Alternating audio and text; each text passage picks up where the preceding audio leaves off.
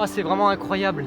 Après plus d'une décennie à ne pas être monté sur un vélo, tout de suite j'ai retrouvé une forme de nostalgie, un plaisir intense à remonter sur un vélo, à ressentir tout simplement cet esprit de liberté, le vent qui glisse comme ça sur toi, les roues qui s'écrasent sur le bitume et qui font du bruit. Ah, c'est génial, je prends mon pied.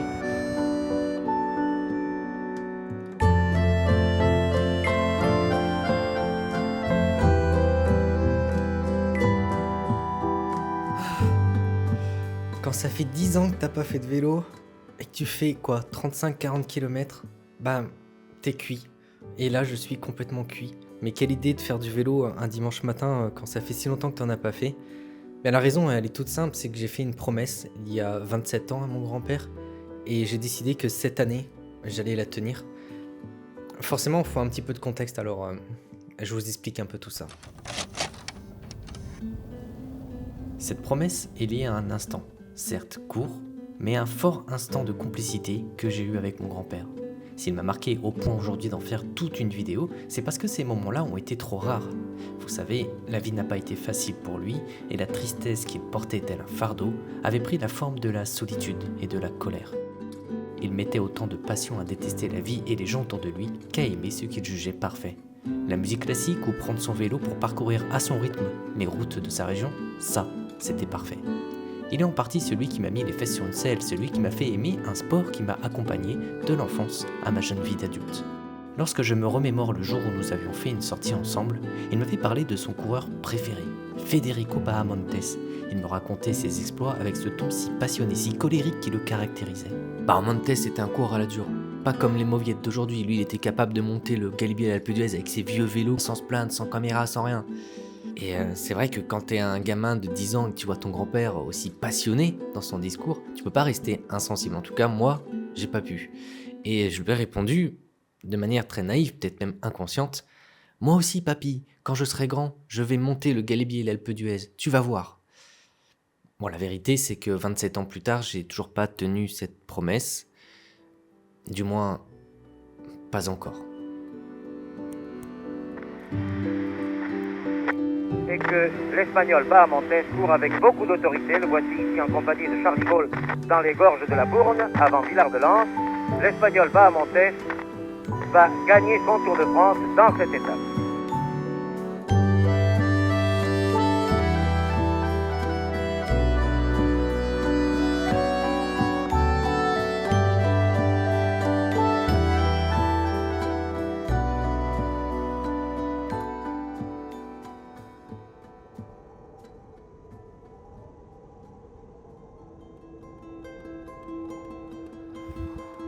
Si les sensations en termes de motivation mentale sont là, je peux vous dire que les sensations physiques, elles sont restées à côté du vélo.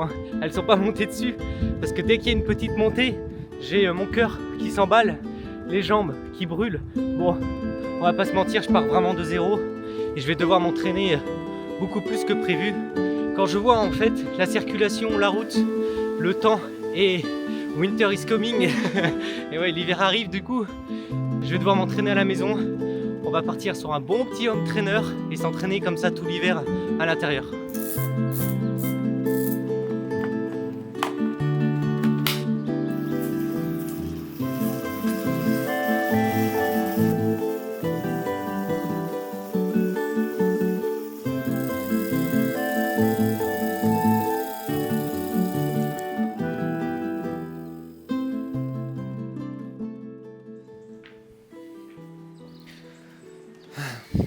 Vous savez, quand j'étais sur le vélo, j'étais en train de penser à quelque chose.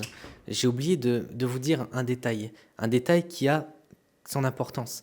Parce que quand mon grand-père il parle de monter en fait le Galibier et l'Alpe d'Huez, Il parle de le faire exactement comme Barmontes, c'est-à-dire en une fois et le même jour, évidemment.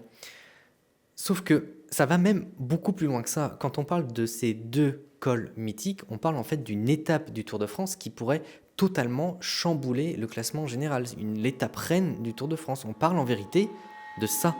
Saint-Michel de Maurienne-Alpes d'Huez, c'est un classique du Tour de France. Cette étape débute par l'ascension du col du Télégraphe et de sa montée de 11 km à 7% de moyenne. Une fois au sommet, direction Valloire. Cette petite ville se trouve au pied du légendaire col du Galibier. Il culmine à 2642 mètres d'altitude. Cette montée a été traversée 64 fois par le Tour, ce qui en fait le col alpin le plus emprunté dans l'histoire de la course. Après une longue descente vers l'Isère et Bourdoisan, l'ascension finale commence avec l'Alpe d'Huez et ses 21 virages mythiques. Bien que la distance totale soit un peu supérieure à 100 km, les 45 km de montée à une pente moyenne de 7,5% en font un véritable défi pour les coureurs amateurs. Bon, en fait je m'étais pas rendu compte de l'ampleur du défi avant de vous présenter cette étape. Je pensais pas que c'était en fait aussi long et aussi difficile, mais 50 km de montée, enfin 45-50 km de montée à 7% de moyenne, alors que je suis même pas capable de faire 30 bornes sur le plat sans me dire « Oh mon Dieu, c'est quand même difficile le vélo !» Non, là vraiment, je crois que c'est un sacré défi, surtout que je pars de 0%. Mon objectif, c'est d'arriver à 100% de ma condition physique vers, je sais pas, juillet, août ou quelque chose comme ça. Pour moi, le plus dur, c'est les 50 premiers pourcents parce que tu pars de zéro, tu dois faire de l'endurance, tu dois réhabituer ton corps à faire du vélo. Et une fois que tu as passé les 50%, donc j'espère au début du printemps, là, tu prendras du plaisir parce que tu peux commencer à escalader des cols, profiter un peu du paysage, de ta condition physique, tu prends beaucoup plus de plaisir. Ouais, bah du coup, cet hiver, c'est la mine, quoi. Ça va être vraiment difficile. Donc rendez-vous début du printemps. Ah, ça va être dur. Oh, je vais galérer là. Oh, je vais galérer.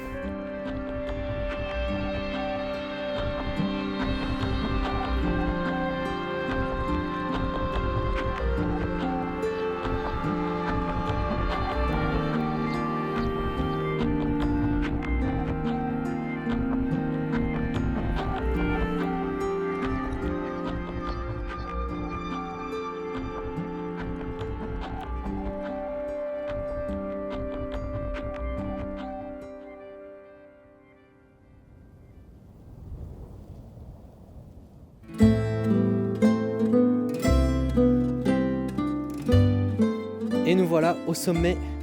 Alors oui, je suis d'accord avec vous, c'est pas tout à fait le Galibier et pas tout à fait l'Alpe d'Huez, hein, ça y ressemble pas beaucoup. En vérité, je suis à Marseille-Vert, dans les Calanques au-dessus de Marseille. Si je suis là à pied, c'est qu'il y a une raison qui est très précise, c'est que j'ai chopé le Covid au mois de mars. Du coup, j'ai pas pu faire beaucoup de vélo et comme je voulais pas arrêter absolument de faire du sport, bah, j'ai continué à faire de la marche à pied et c'est pour ça que je suis là aujourd'hui. Malgré le Covid, je suis très content de mon évolution, j'avais vraiment peur d'être à la ramasse et de vraiment souffrir et au final ça va, ça se passe bien. Alors évidemment c'est difficile mais ma courbe de progression elle monte comme ça, elle stagne, elle redescend un peu puis elle remonte. C'est pas du tout linéaire mais à chaque fois en fait, malgré les coups de mou, les moments de fatigue, bah, je continue à évoluer donc ça c'est vraiment un point positif. Le problème en fait que j'ai remarqué c'est que le dimanche quand je sortais avec Astro faire ma sortie, bon, le petit père il commence à se faire vieux, on va pas se mentir, il a les articulations qui couinent. Du coup ce que je vais faire c'est que je vais redescendre et je vous montre tout ça. Parti. Je vous présente Astro, vous le connaissez sans doute déjà puisqu'on a pu le voir à différents moments dans la vidéo. Il a 14 ans, j'ai plein de souvenirs avec lui et aujourd'hui j'ai pas mal de problèmes. Mais avant d'y revenir, il faut savoir que j'ai toujours appelé mes vélos Astro. Il y a une raison qui est très simple, c'est que lorsque j'étais enfant, j'avais deux rêves. Soit d'être astronaute, soit d'être coureur cycliste professionnel. Et le souci, c'est que je me suis rendu compte très rapidement que j'avais ni le QI, ni les capacités physiques pour faire l'un des deux métiers. Du coup, par défaut, j'ai appelé mon vélo Astro. C'est un peu ma navette spatiale avec laquelle je peux voyager et je peux pratiquer mon sport favori. Bon, je suis d'accord avec vous, c'est pas l'histoire la plus incroyable du monde, mais cette histoire d'Astro, eh bien, ça me reste encore aujourd'hui. Bref, revenons à nos problèmes. Alors, le premier, c'est que j'ai ma poignée avant droite qui, lorsque je freine avec, elle ne se rabat pas, je suis obligé de le faire manuellement. Et si je ne le fais pas, bah, ça freine tout seul, donc c'est un peu embêtant. Il faut savoir que c'est un vélo qui freine avec tout un système de câblage, et ces différents câbles, quand on regarde, bah, ils sont rouillés. Donc il faudrait que je change tous ces câbles. C'est un peu embêtant. Le second souci, c'est que j'ai ma roue avant qui est voilée. Et lorsque je me mets en danseuse ou même en fait sur le plat, bah, ça touche mon patin de frein. Je suis obligé de desserrer à fond mon étrier pour que bah, ça touche le moins possible. Mais ça reste assez contraignant. L'autre problème, c'est qu'au niveau du plateau, c'est un 53-39. Donc la plupart du temps, c'est tout à fait valable, enfin c'est utile. Le seul souci, c'est que dans mon défi, le petit plateau qui est en 39, c'est un petit peu gros. Et j'aimerais bien le changer pour un 35, quelque chose qui est plus adapté en fait à la haute montagne, très haute montagne. J'ai regardé de partout et le souci, c'est que ça ne se fait plus des plateaux comme ça. Enfin, même les vitesses, c'est électrique avec un système de batterie et tout. Enfin... Bon, bref, du coup... L'autre problème et dernier, c'est que j'ai mon dérailleur arrière qui est de travers et malgré tous les réglages que j'ai pu faire, quand je me mets en danseuse, eh bien la patte a tendance à toucher mes rayons. Oh, vous savez quoi ? Oh, on n'a qu'une vie après tout. Je vois pas pourquoi je m'embêterais. Oh, et puis voilà, puisque c'est comme ça, vous l'avez cherché. Je vais pas me prendre la tête. Astro Junior.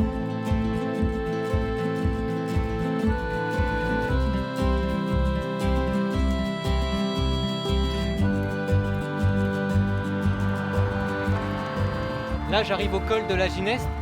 C'est un col que j'ai l'habitude de faire maintenant depuis quelques mois.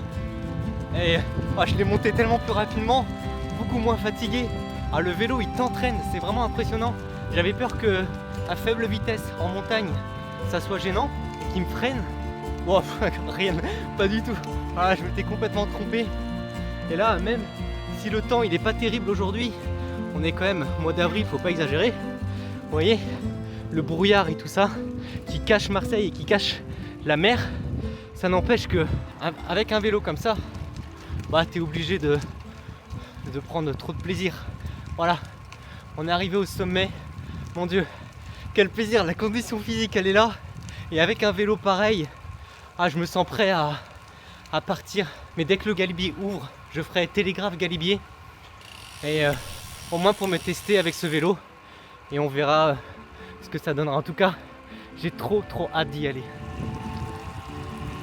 Pour la petite histoire, il faut savoir que ça faisait maintenant quelques semaines que j'avais reçu, que j'ai reçu l'héritage de mon grand-père et que cet argent, ça me gêne tout simplement de le voir comme ça sur mon compte en banque.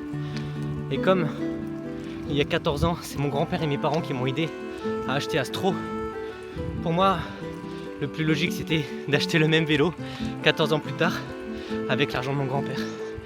Ainsi, l'histoire se poursuit. Je trouvais que c'était l'achat le plus logique à faire et très honnêtement, aujourd'hui, j'en suis fier. C'est vrai, c'était vraiment le bon choix.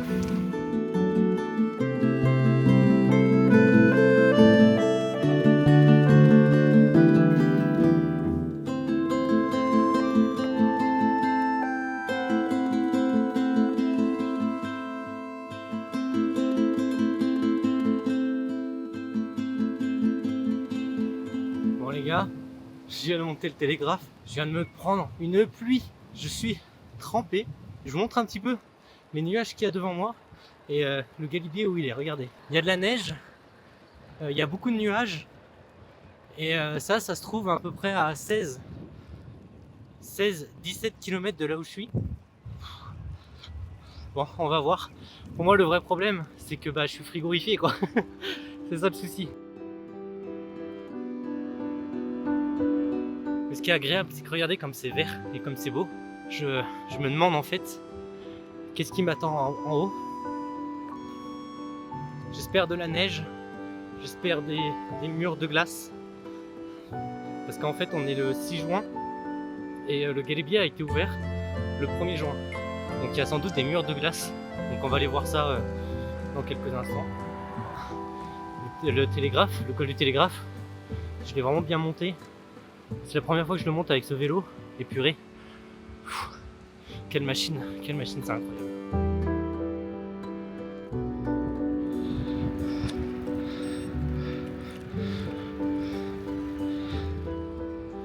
Bon, écoutez, On est à quasiment 7 km, 8 km du Galibier, le sommet, à 8-9%, avec des passages notamment à la fin qui sont terribles.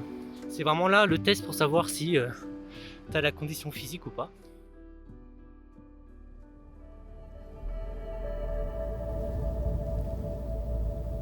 Regardez ça. Ah, c'est magnifique. Allez, c'est parti, on se retrouve en haut. À toutes.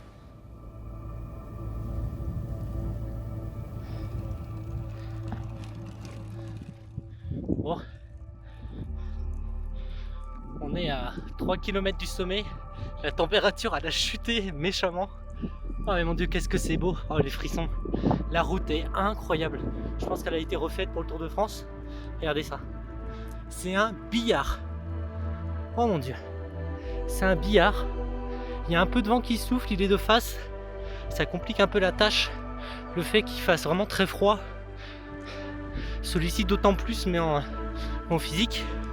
Puisque naturellement quand il fait froid, mon corps va essayer de se réchauffer. Et pour cela il va brûler des calories, de l'énergie.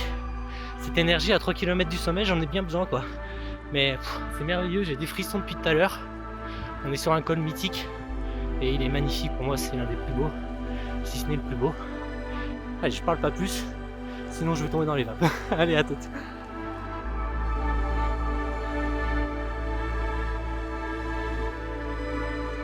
Bon, je suis à 1,5 km du sommet. On le voit de toute façon, il est là-haut. Je sais pas si vous le remarquez. Je connais pas le rendu en fait de la caméra. Mais j'avais peur d'être dans les nuages et de pas voir à 1 mètre. Bon, au final, on voit tout. Hein. Là, on voit vraiment les lacets, c'est magnifique.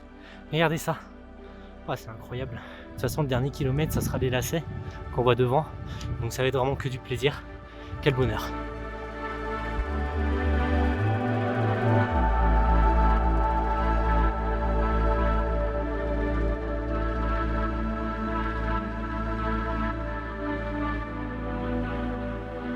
Comme vous avez pu voir, la route était barrée.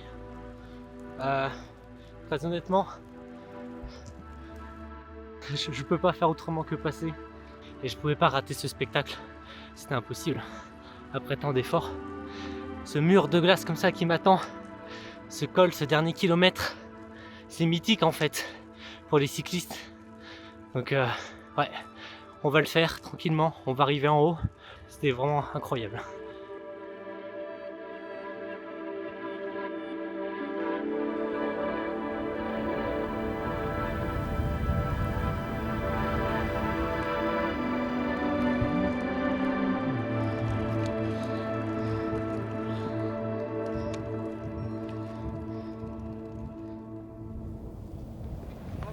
Merci.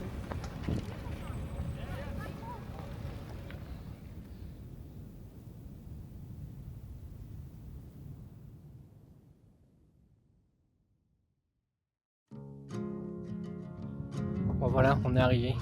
Un grand entraînement avant de faire évidemment l'Alpe d'Huez ensuite. Bon, au niveau des sensations, bah franchement c'est incroyable. Je ne m'attendais pas à monter aussi bien. Évidemment, la prochaine fois que je vais le monter, les conditions seront meilleures. Parce que là, il fait trop froid. Mais c'était vraiment trop bien. Que d'émotions. Le Galibier, à chaque fois, c'est la deuxième fois que je le monte. La première fois, c'était en été, c'était il y a 15 ans. Quoi. Donc, ouais. Bon, allez, il ne reste plus qu'à descendre. Puis on se retrouve en bas du télégraphe.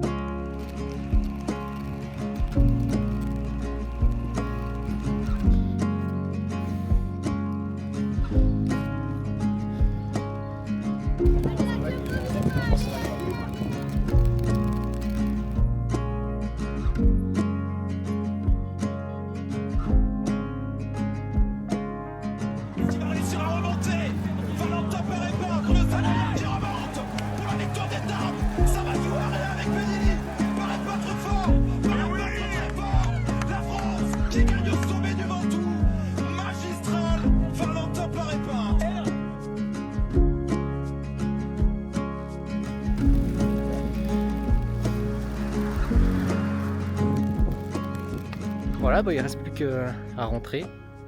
Bonne douche.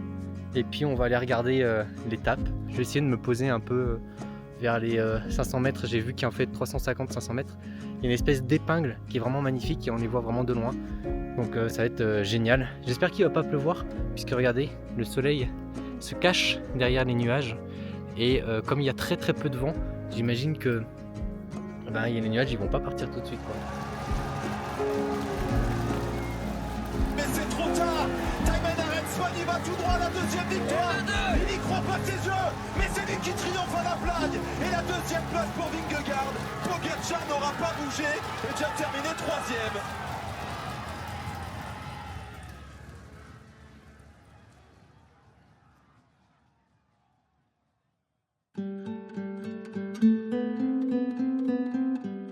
Voilà un an que j'ai décidé de tenir cette promesse. C'était une belle aventure. J'ai réalisé ce défi hier, donc on peut arrêter la vidéo maintenant. Non, pas du tout évidemment, je ne l'ai pas encore fait. Je pense que je repousse encore et encore l'inévitable. Peut-être parce que j'ai un peu peur aussi de rater. C'est normal à mon avis. Mais pour cela, j'avais besoin d'être rassuré et j'ai fait 2 choses. La première, c'est que j'ai fait l'Alpe d'Huez en boucle. Le fait de connaître par cœur ce col, ça me rassure dans l'idée où quand j'y serai, eh bien, je le connais tellement que je sais comment gérer en fait mon effort. Et la deuxième chose, c'est que ça fait 1 an que je tourne des vidéos, même si vous allez voir peut-être que 10 ou 15% de tout ce que j'ai filmé. Mais je voulais voir en fait au montage l'ambiance que ça pouvait donner. Est-ce que c'était assez agréable pour que je puisse la partager, cette vidéo. J'avais pas envie que ça soit ignoble non plus. Donc là, je suis arrivé au stade où on est dans la vidéo fin juillet. Et page noire, le prochain chapitre, je dois le faire. Donc, j'ai regardé la météo. J'ai vu que le 17 septembre, grand soleil, pas de vent, bonne température. C'est dans 2 jours. Donc, je pense qu'il est temps d'amener Astro Junior au pied du télégraphe à Saint-Michel-de-Maurienne et de réaliser une promesse que j'ai faite à mon grand-père il y a 28 ans maintenant.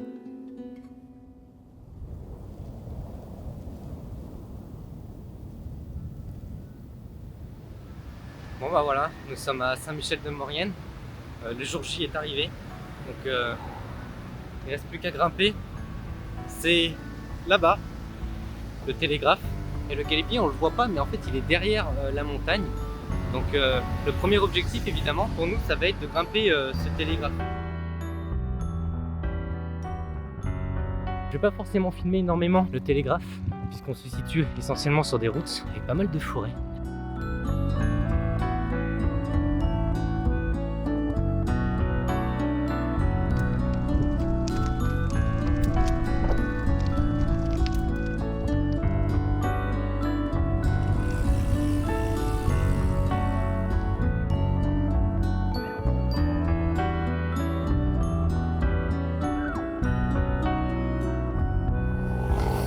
Ça descend.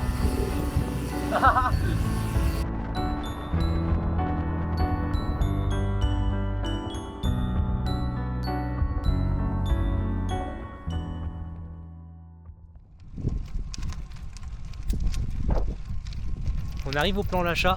Il m'est arrivé une dinguerie à la sortie de Valoir. Je me suis dit tiens, je vais boire un coup. J'ai bu. Mon porte-bidon s'est arraché. Non, c'est pas une blague, hein. Je vous montrerai. En gros, ce que j'ai fait, c'est que j'ai jeté mon porte-bidon et j'ai mis mon bidon dans ma poche. Bon, c'est pas très grave, il y a pire. C'est dommage que ça arrive aujourd'hui et sur les pentes du Galibier. Donc là, comme vous pouvez voir, j'arrive au pont Lachat. Bon, bah, c'est là où ça va commencer à se durcir. La bonne nouvelle, c'est que regardez-moi ce temps. Oh, c'est incroyable. Évidemment, ça n'a rien à voir avec ce qu'on avait vécu au mois de juin, la neige et tout ça. Là, l'ambiance est totalement différente. On sent que l'été est passé par là, puisque ça commence à jaunir sûrement, mais doucement. On vient de passer Pont Lachat. Il nous reste 7 km jusqu'au sommet. Les sensations sont bonnes. On verra dans 3-4 km. Après, le dernier kilomètre du Galibier est difficile, mais le reste ça va.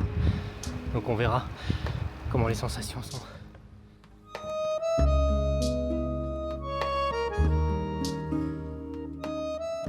c'est que vous savez, mon grand-père, il était fan de Bahamontes, premier coureur espagnol à avoir gagné le Tour de France, 6 fois meilleur grimpeur du Tour de France, le maillot à pois. Et moi, quand j'étais gamin, j'étais fan de Richard Virenque. Et Richard Virenque, c'est le seul à avoir battu entre guillemets Bahamontes, puisque Richard Virenque a gagné 7 fois le maillot de meilleur grimpeur. Donc c'est marrant comme on était fans, mon grand-père et moi, de 2 coureurs. Et ces 2 coureurs-là se sont battus pour le record du maillot à pois. L'histoire parfois est bien faite, les coïncidences aussi. L'autre particularité, c'est que c'est sur ces pentes que Marco Pantani a gagné le Tour de France 1998. Et il y a une stèle à son hommage et on va aller la voir dans quelques instants. France peut basculer. Attaque de Marco Pantani. Quand Marco part, il est impossible d'aller le chercher. Voilà, je vous avais parlé de la stèle, elle est juste là. Un très bel hommage à un immense champion qui était Marco Pantani. Donc ça fait plaisir de voir cette stèle puisque en 98 j'étais vraiment fan de ce coureur, son style, la façon dont il montait était incroyable, toujours les mains en bas du guidon, toujours en danseuse, c'était vraiment la classe sur le vélo. J'en profite pour vous montrer rapidement l'état des lieux de mon vélo. Comme je vous le disais, mon porte-bidon s'est complètement arraché du cadre. En fait j'ai retiré le bidon et le porte-bidon est parti avec. Donc ce qui se passe c'est que ça donne un look assez particulier à mon vélo. Et mon bidon, hop, il est dans la poche arrière. Je m'arrête pas trop longtemps parce que j'aimerais bien faire ça en une fois. C'était juste pour vous montrer la stèle, profiter un petit peu du paysage comme c'est toujours aussi magnifique.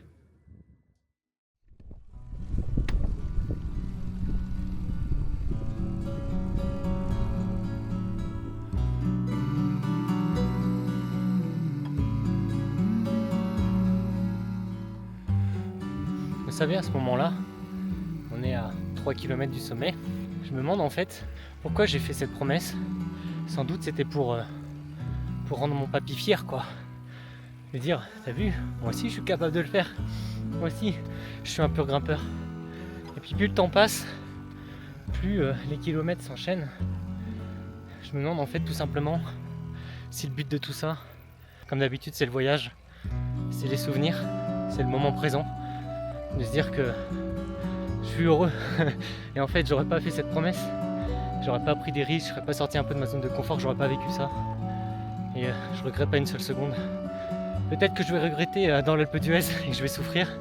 Pour moi le défi il est un petit peu déjà réussi puisque le voyage qui m'a amené de ma première sortie à Marseille à aujourd'hui, le voyage a été fabuleux et c'est ce que je retiendrai.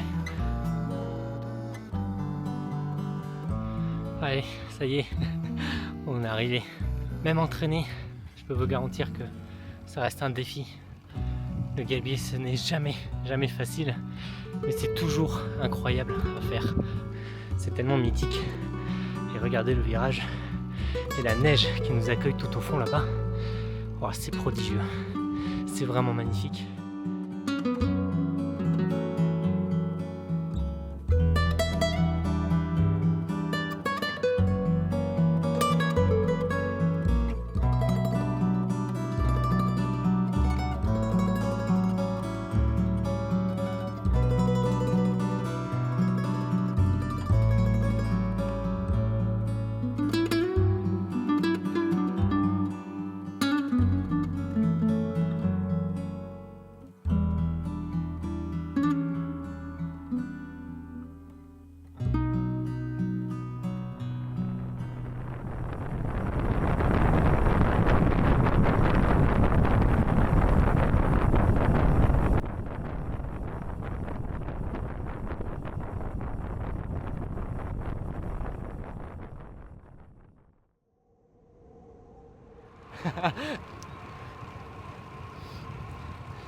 Voilà, on est à quelques kilomètres maintenant de l'Alpe d'Huez. Je pense qu'on va être à 2-3, il doit y avoir le rond-point, je tourne à droite.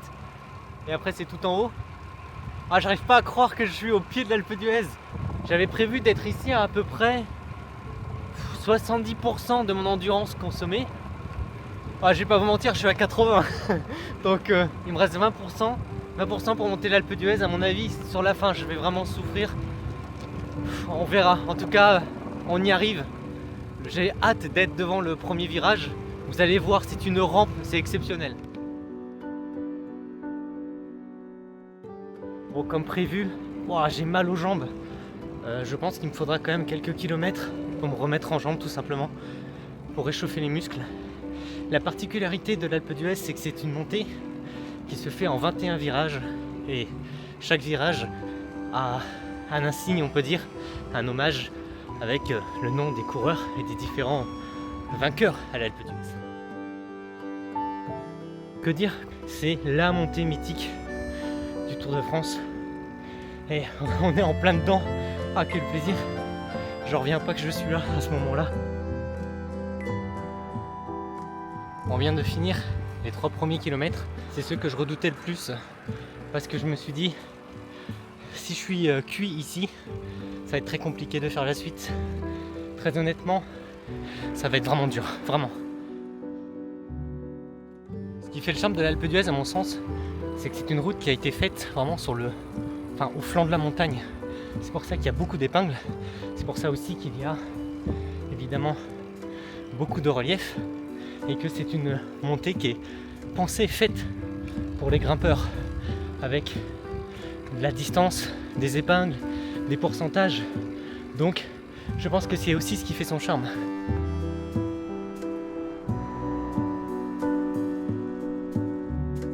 On vient de passer le virage Bernard Hinault avec marqué 1986.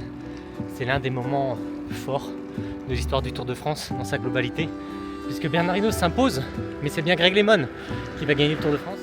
Je me demande si ça va pas se terminer comme ça. C'est extraordinaire quand même. Ah, c'est magnifique. Juste sur la ligne. Puisque nous surprendrons, oui, tous les deux. Et il est content, cher Bernard. Il est content. Ça y est, on arrive dans les 5 derniers kilomètres. On arrive quasiment à la fin de ce voyage d'1 an. Et cette souffrance-là, elle fait plaisir, tout simplement. J'arrive pas à croire qu'on est à 5 km de l'arrivée du sommet. J'ai les jambes dans un état à chaque coup de pédale. Ça me brûle et ça me tire. J'ai peut-être surestimé mon endurance. Ou alors, j'ai fait une descente peut-être un peu trop rapide, je sais pas. Mais je m'étais dit que même si j'étais complètement à bout physiquement,